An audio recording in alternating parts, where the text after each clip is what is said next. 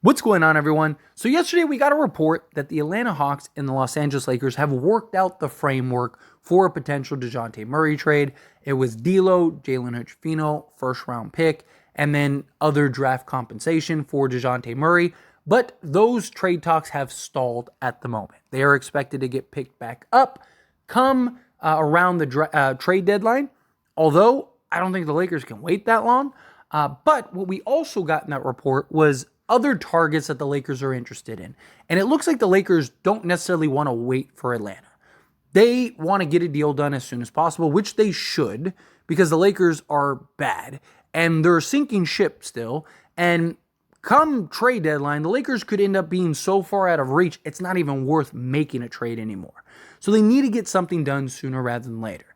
So here is the report per Jovan Buha. The Lakers are interested in targeting Toronto Raptors guard Bruce Brown, Portland Trailblazers forward Jeremy Grant, Charlotte Hornets guard Terry Rozier, Raptors wings Gary Trent Jr., as well as Dorian Finney-Smith and Royce O'Neal of the Brooklyn Nets. Again, per Jovan Buha of The Athletic. So, obviously, a superstar, star, all-star, whatever you want to call Dejounte Murray or like Zach LaVine, right? Somebody like that, a big impact trade, a big blockbuster trade would be nice. But if that isn't on the table, I don't mind trying to get multiple pieces, right? The Lakers are going to need multiple things, right? If you just go get, say, a Jeremy Grant, I don't think that that's enough to turn your season around. But if you were to get, a Jeremy Grant, a Gary Trent Jr., and a Dorian Finney-Smith, now maybe we're getting closer. Also, never underestimate the power of new players, right? Because what you get with new players is they weren't involved in all the noise. They weren't involved in all the struggles. They weren't involved in all the media and fans and everything like that. They are coming in fresh, excited, energized, proud to be a Laker, want to prove something, right? They want to show like, hey, they made a mistake to trade us. We belong here now, right? There's a lot that goes into that. And that can become contagious, right? So if the Lakers get, say, 3 guys, so you're going to have those 3 guys bringing energy and effort every night. You're going to have LeBron James and Anthony Davis. And then you're going to have Jared Vanderbilt for sure bringing energy every night. So now you have at least 6 guys providing consistency and energy night in and night out. And that can rub off on the other, 2 or 3 guys that you're going to play. But diving into it, first off is the Brooklyn Nets. And it's just because we just played Brooklyn, right? Now, Royce O'Neal and Dorian Finney-Smith, I would love to acquire both of these guys. I know that they had a rough game against the Lakers, and a lot of people now all of a sudden are down on them. Dorian Finney-Smith was 0 of 5 from 3. Same thing with Royce O'Neal. Same thing, 0 of 5 from 3. But this season, they both have been incredible, right? I'm not going to knock them for one bad game.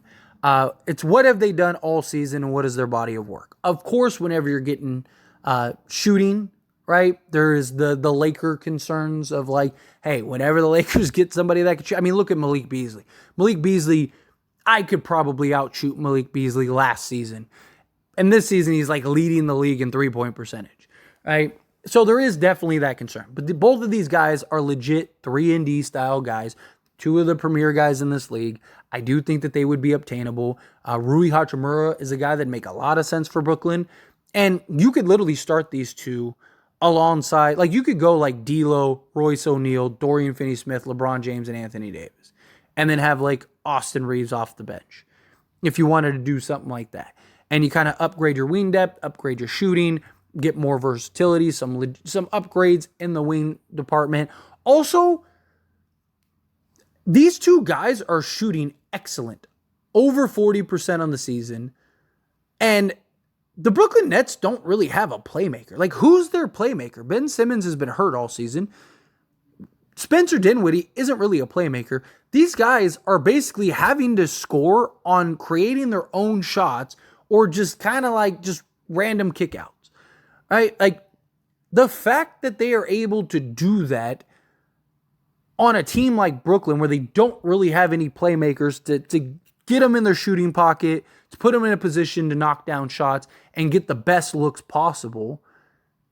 Imagine what these two could do with LeBron James and D'Angelo Russell and Anthony Davis and all these other guys that are just causing mayhem and distraction. And now you got these two out on the perimeter just wide open. I mean, look at what Taurean Prince done. He's having the most efficient shooting season of his career because he's getting so many just insanely wide open looks. These two guys are going to get looks like they've never seen.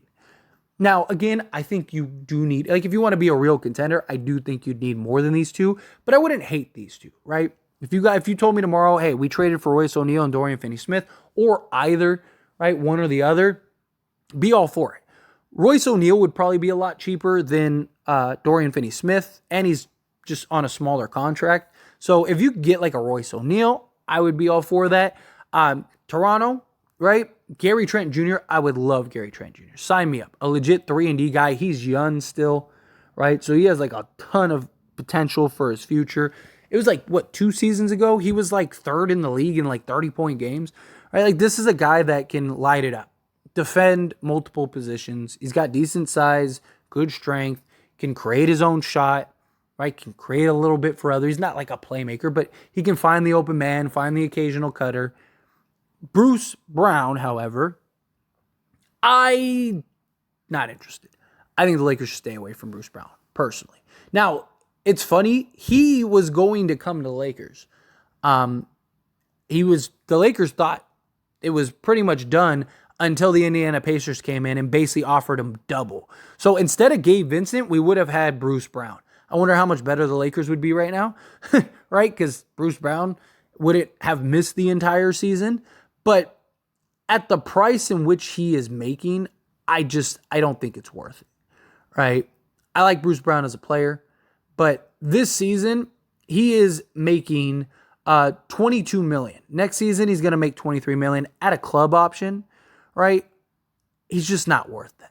He's worth maybe 15, somewhere in that ballpark. Again, solid defender, can defend multiple positions. We know he'll show up in the playoffs. He's done it. Just coming off of a championship, that would be good. He has championship DNA. It's what you like to see. He was arguably their third most important piece in that playoff run. But beyond that, this season, he's averaging 12 points, 5 rebounds, 3 assists, 1 steal, and half a block, right? Solid. Nothing wrong there. He's shooting 54.5% on 2-point attempts, but he's shooting 32.7% from 3-point range.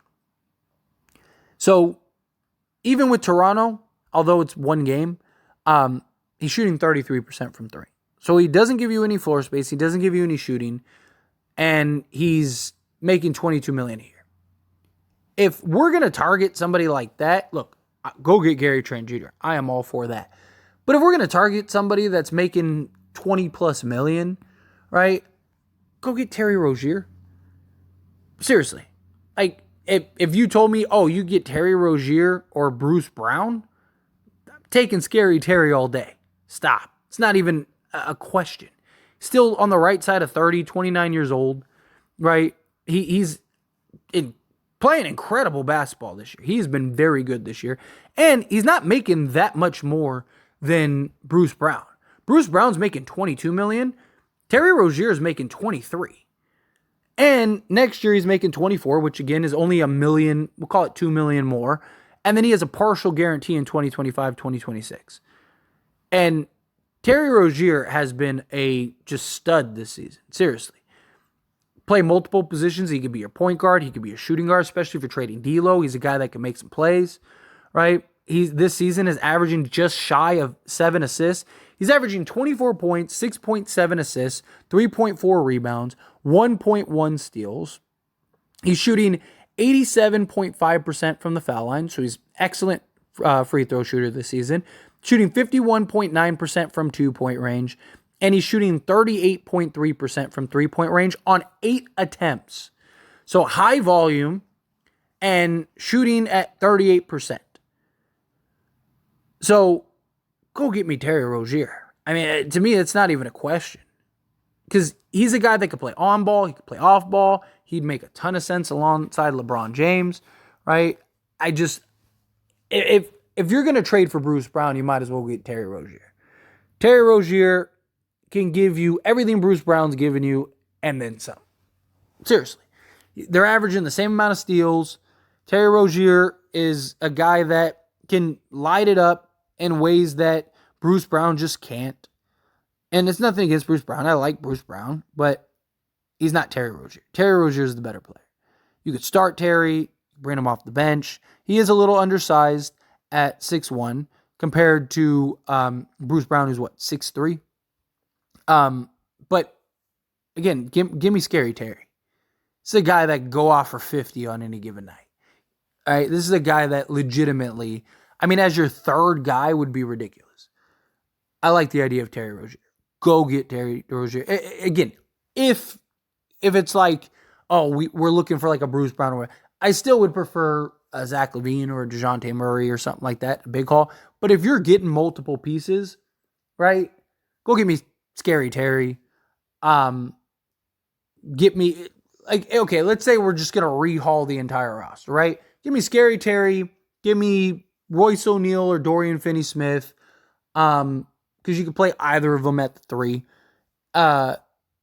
Preferably Dorian Finney-Smith. So ideally, let's say Terry Rozier, Dorian Finney-Smith. I wouldn't mind Tyus Jones at that point, right? And like a bench role, backup role, especially if you're like revamping the roster. Go get me some type of center, and we good, right? I'm totally okay with that, right? Especially if you want to keep Reeves and Rui and whatever. Cool. Make that happen. Although, probably trade Rui for Dorian Finney-Smith. But lastly, Jeremy Grant. Personally, it's just me personally, I'm not sold on Jeremy Grant. I just think he's making too much money. For the type of player he is. He's a good player.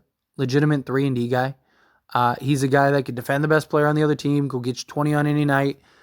Again, another guy that's on the right side of 30, 29 years old. 6'7", 6'8", good wingspan, strong, play the small forward, power forward, right? He's having a solid year. One, he's also said he's happy and wants to stay in Portland. So, maybe that's true. Could just be the company man answer. It's very possible. He is shooting insane from 3 this year, though. I will give him that. He's shooting 41.2% from 3-point range on 5.5 attempts. So that would be nice. That would be welcomed. And he's shooting 80% from the foul line. This season, he's averaging 21.4 points, 1 steal, 1 block. We're rounding up. It's 0.7. But 2.5 assists and 4 rebounds. Right? I would gladly take Jeremy Grant. But he is owed a lot of money in the next handful of years. At that point, you might as well just go get Zach LaVine. Zach LaVine's going to have a bigger impact. I for the price of Jeremy Grant, you could go get 2 or 3 guys. I mean, he's just signed a 5-year, $160 million contract? It's a lot of money. A lot of money. He's just starting this thing, right? He's making 27, almost 28 this year. By the time you get to the end of the contract, he's making $36 million on a player option, which he's probably not going to opt out of, and you'd be stuck with him until 2027, 2028. I mean, he'd still only be 33, but still, it's a lot of money. But, if worst case scenario, let's say you got, Jeremy Grant, Royce O'Neal, because that'd be what? That'd be 37, 30, let's call it $38 million. And then you got, I don't know, some type of center. Okay, I wouldn't hate that.